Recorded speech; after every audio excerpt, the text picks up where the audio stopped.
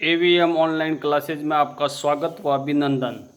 आज पाठ 4 ऊष्मा का बिंदु है ताप मापन, यानी ताप को हम कैसे मापेंगे। क्या आपने कोई तापमापी देखा है? प्रश्न करता है अपने से कि आपने कोई तापमापी देखा है क्या। याद कीजिए कि जब कभी आपको या आपके परिवार में किसी को बुखार चढ़ा था तो टेम्परेचर ताप को थर्मामीटर तापमापी से मापा गया था। यदि आपके परिवार में किसी को ज़्यादा बुखार चढ़ा था, ठीक है ना, तो उसका मापन तापमापी से हॉस्पिटल में आपने डॉक्टर को ताप मापते हुए आपके परिवार के किसी सदस्य का देखा होगा, या खुद के भी टेम्परेचर यानी ताप अपने शरीर का कितना होता है वो थर्मामीटर तापमापी से ताप मापा गया था। शरीर के ताप को मापते हैं उसे डॉक्टरी थर्मामीटर कहते हैं। ऊपर पहले में मैंने लिखा है जिससे अपने शरीर का तापमान मापा जाता है। शरीर के ताप को मापते हैं उसे डॉक्टरी थर्मामीटर कहते हैं या डॉक्टरी तापमापी कहते हैं, जिससे अपने शरीर का ताप मापा जाता है कि अपने तापमान कितना है। जिस तापमापी से हम अपने शरीर के ताप को मापते हैं उसे डॉक्टरी थर्मामीटर कहते हैं। किसी थर्मामीटर को अपने हाथ में पकड़िए तथा इसका ध्यानपूर्वक प्रक्षेपण कीजिए, यानी ध्यानपूर्वक उसका अवलोकन करना, देखना। यदि आपके पास थर्मामीटर नहीं है तो अपने मित्र के साथ सम्मिलित हो जाइए और डॉक्टरी थर्मामीटर चित्र 4.2 में दर्शाए अनुसार दिखाई देता है। जैसे मैंने भी आपके लिए ये चित्र बनाया है, इस प्रकार का दिखाई देगा। यदि आपके पास में नहीं है तो अपने कोई दोस्त है उसके साथ में आप उसके साथ में मिल जाओ, उसके पास होगा तो उसके पास देख सकते हैं, या फिर हॉस्पिटल में देख सकते हैं। वहाँ पर भी नहीं देखा है तो अपनी किताब में ये चित्र ऐसा बना हुआ है। 4.2 डॉक्टरी थर्मामीटर में एक लंबी बारीक तथा एक समान व्यास की कांच की नली होती है। इसके एक सिरे पर एक बल्ब होता है, जैसे ये पूरा कांच का बना हुआ होता है गोल गोल वाला, और ये इसके एक सिरे पर लास्ट वाला ये बल्ब है। बल्ब में पारा भरा होता है। बल्ब में क्या भरा हुआ होता है? पारा भरा हुआ होता है। बल्ब के बाहर नली में पारे की एक पतली चमकीली धारी देखी जा सकती है। बीच में देखो पतली चमकीली धारी दिखाई दे रही है, ये वाली ये धारी दिखाई दे सकती है। यदि पारे की ये धारी आपको दिखाई न दे तो थर्मामीटर को थोड़ा सा घुमाइए। इसको जैसे जैसे हम घुमाएंगे तो ये दिखनी शुरू हो जाएगी। जब तक कि आपको उसमें धारी दिखाई न देने लगे थर्मामीटर पर आपको ताप मापने का एक मापक्रम स्केल भी दिखाई देगा। उपयोग किए जाने वाले यह मापक्रम से सेल्सियम स्केल है, जिसे 0 डिग्री सेल्सियस द्वारा दर्शाते हैं। डॉक्टरी थर्मामीटर से हम 35 डिग्री सेल्सियस से 42 तक माप सकते हैं। जैसे इसको हम धीरे धीरे घुमाएंगे तो इसके ऊपर अंक भी लिखे हुए होते हैं स्केल की तरह। जैसे अपनी स्केल होती है उसको देखा ही होगा। तापक्रम में सेल्सियम स्केल है, जिसे हम 0 डिग्री सेल्सियस से 35 डिग्री सेल्सियस से 42 डिग्री तक माप सकते हैं। 42 से ऊपर नहीं माप सकते। 0 से लगाकर 35 से 42 तक हम टेम्परेचर को या ताप को माप सकते हैं, इससे ज़्यादा नहीं माप सकते। अब है क्रियाकलाप 4.2। भाग का मान 1/5 डिग्री सेल्सियस, अर्थात इसके अंदर 5 का भाग देंगे तो 0.2 सेल्सियस होगा। ये कैसे ज्ञात करना, क्या करना, इसके लिए क्रियाकलाप 4.2 का अध्ययन करना पड़ेगा। थर्मामीटर से ताप मापन, थर्मामीटर से ताप का मापन करना। आइए यह सीखें कि थर्मामीटर को कैसे पढ़ा जाता है। सबसे पहले इसके किन्हीं दो क्रमांक एक के बाद एक बड़े चिन्हों के निरूपित ताप के अंतर को नोट कीजिए। इन दोनों चिन्हों के बीच के भागों की संख्या छोटे चिन्हों द्वारा दर्शाए गए को नोट कीजिए। अब एक के बाद एक इसके ऊपर के हमको नोट करना पड़ेगा। मान लीजिए दो बड़े चिन्हों के बीच भाग 5 है। ये देखो मैंने बताया दो बड़े चिन्हों के बीच में भाग 5 है। तो अब एक छोटे भाग का मान 1/5 डिग्री सेल्सियस अर्थात 0.2 सेल्सियस होगा। 1 में हम 5 का भाग दे रहे तो हमको 0.2 डिग्री सेल्सियस प्राप्त होता है। उपयोग करने से पहले थर्मामीटर को अच्छी प्रकार से धो लीजिए। इसको उपयोग करना है तो सबसे पहले इसको क्या करना पड़ेगा, धोना पड़ेगा। धोने के लिए किसी रोगाणु रोधक घोल का उपयोग करना सुरक्षित रहता है। रोगाणु रोधक घोल होता है, उसके प्रयोग करना इसको धोने के लिए। अब इसे अपने हाथ में कसकर पकड़िए और कुछ झटके दीजिए, फिर इसको कुछ झटके देना। एक झटके देने से पारे का तल नीचे आ जाएगा। एक झटका देंगे इस प्रकार से तो पारे का तल क्या हो जाएगा, नीचे आ जाएगा। इस प्रकार से पकड़ने के बाद में ऐसे झटका देना तो नीचे आ जाएगा।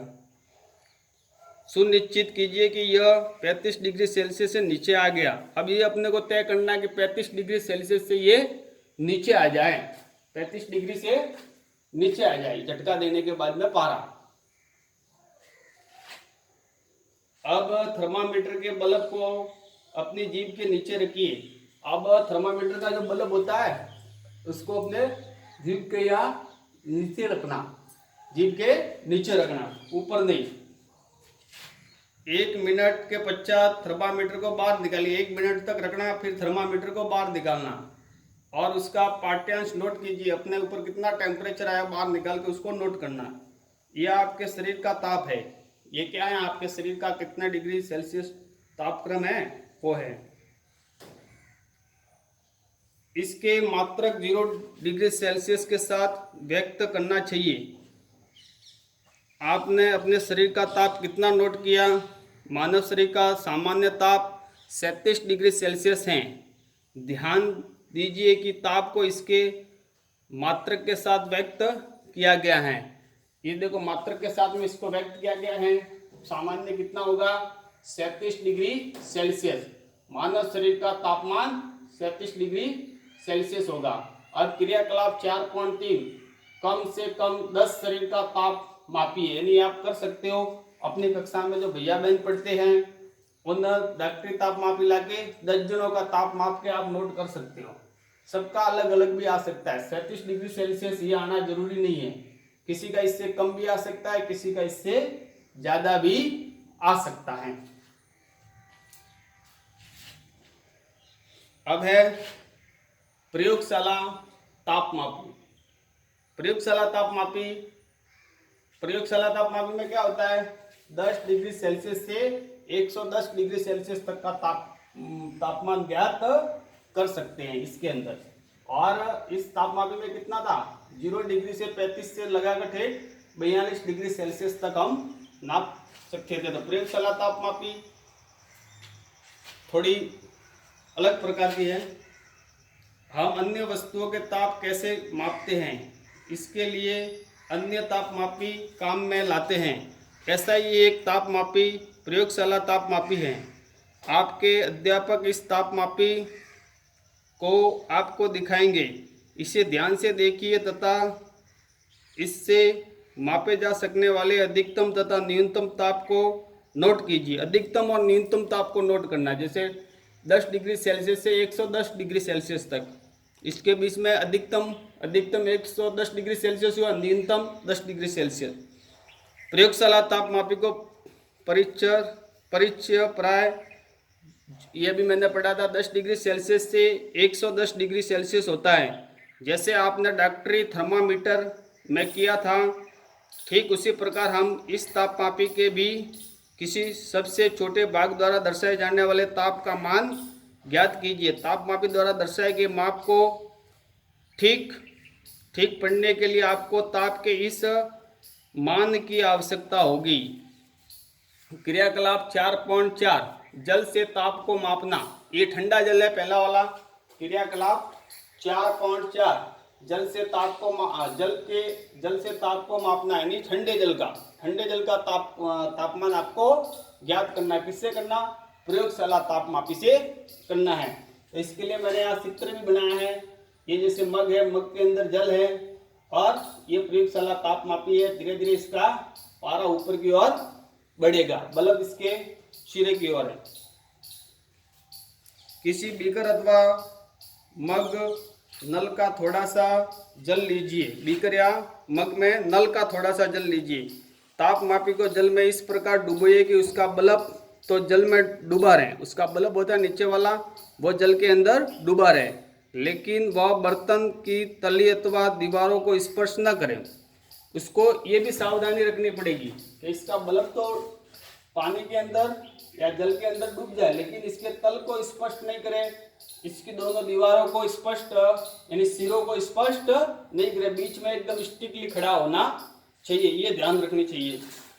तापमापी को जल की गति को देखिए, तब तक प्रतीक्षा कीजिए जब तक कि नली में पारे का तल स्थिर न हो जाए।